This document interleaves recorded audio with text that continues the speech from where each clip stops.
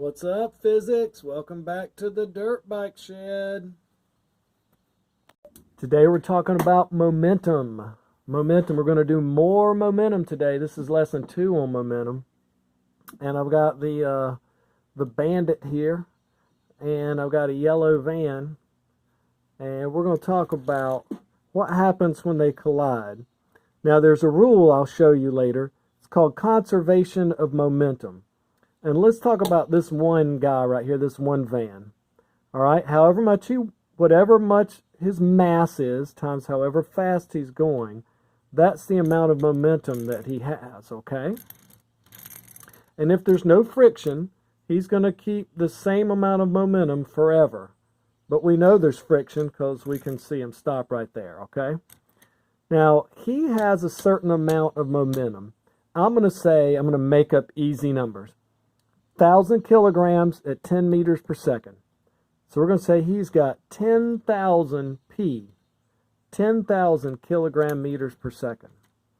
Now, let's say he hits a car that weighs half as much and then stops. So I've got 10,000 P here. And if he hits a car that weighs half as much, let's say this only weighs 500 kilograms, right?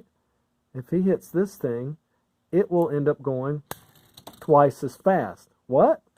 Because this car now has the same amount of momentum that the van used to have. So if he's twice as heavy, he's going to have to go away twice as fast. Does that make sense? So if he's going, the little guy's going to move twice as fast. Does that make sense? We'll do some math with it. So this is momentum, lesson 2, conservation of momentum. We're saying that momentum doesn't disappear. It is just transferred from one object to the next. Here we have a big van. Okay? Same numbers we had. This is a 1,000 kilogram van at 10 meters per second. And it's going to crash into the Bandit. The Bandit, I don't know, that's a terrible Bandit car, but pretend it's not terrible. The Bandit is sitting here. He's 500 kilograms. And he's moving 0 meters per second. Okay? So there's about to be a collision here on this road. All right? Now, the total amount of momentum that we have in this problem, this guy's got 0. He's got 0 P, right? And this guy right here, he's got 10,000 P. So the total amount of momentum that we have is 10,000 P. That's adding up these two numbers. Okay. Now, boom, there's a collision. There's a collision. Now the Bandit's car is all jacked up. Well, the Bandit now is going to go flying away. He's 500 kilograms. How fast is he going to be going? If this van has now crashed and stopped. The van, it's all messed up too. There we go. But the van has stopped. So now, all of this 10,000 P, all of the momentum, is given to this guy. Does that make sense? Because the van has stopped. There's 0 P over here now. So, 10,000 P equals 500 kilograms times blank meters per second. Well, this guy's going to be moving 20 meters per second. So the new velocity of the Trans Am is now twice as fast. If you see, we have 10,000 P in the end.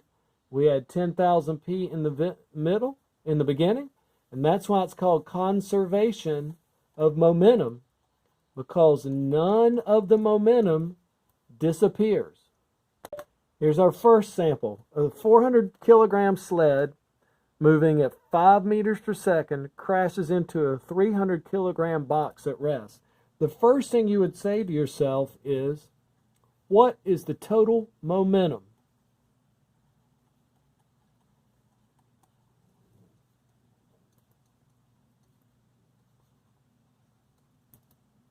So I'm going to ask you right now to solve for what is the total momentum.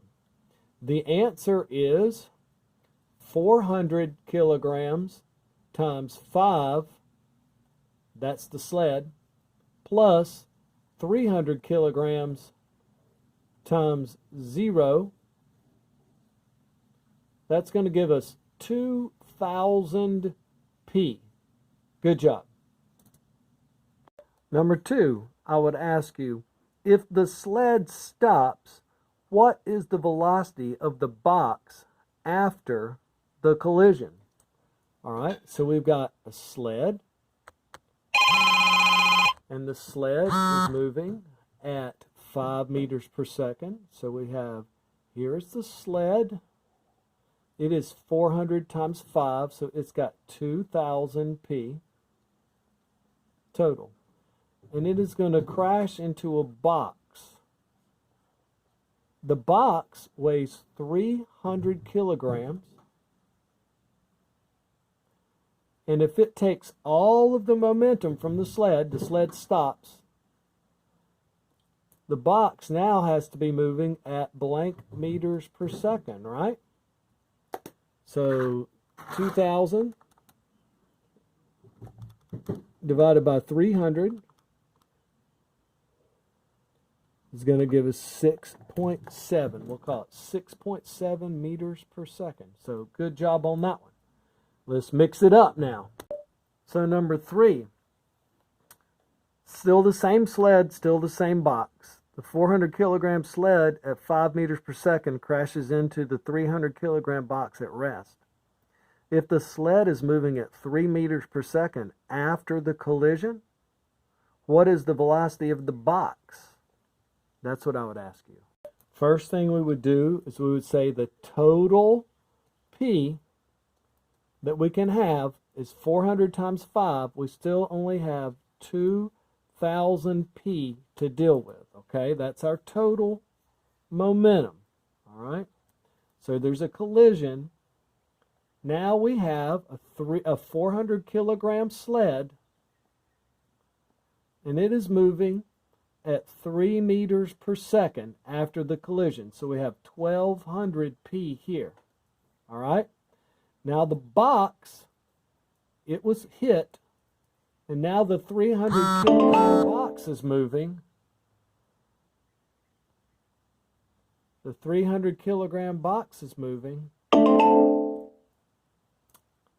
And we don't know how fast it's moving. It's got to have some momentum, right? Let's look at this. The total P here has got to be 2,000 P. Okay? 1,200 P plus blank equals 2,000 P.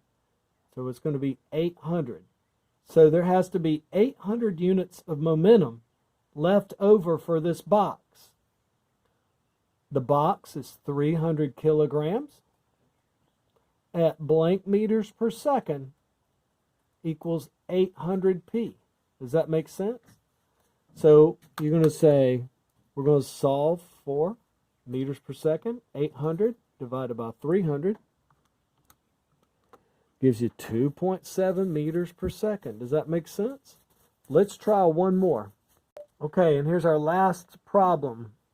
If the sled bounces back, in other words, it goes backwards.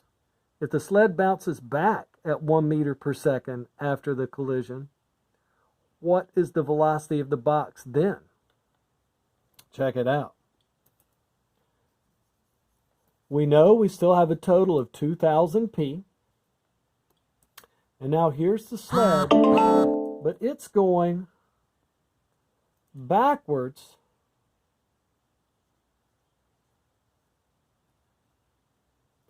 it's going the opposite way now. It's going -1 meter per second. Does that make sense? See, the direction matters for momentum. So now, what is the box going to do? It's got to be moving that way. It's going to have to make up for this negative velocity. Now again, the box weighs 300 kilograms. And it's going to be moving at blank meters per second. Now the total momentum in this direction is 2,000 p. Okay? So 2,000 p equals, all right, over here for the box, it's 400 times -1. So -400 plus blank equals 2,000 p. Well, the answer here is the momentum that this box now has is 2,400 p, right? -400 plus 2,400 equals 2,000. So now we're dealing with this box, and we know that this box has 2,400 p and it weighs 300 kilograms. 300 kilograms at blank meters per second equals 2,400 kilogram meters per second, or p. And the answer is 8. I hope this all makes sense to you. And peace out from the Dirt Bike Shed.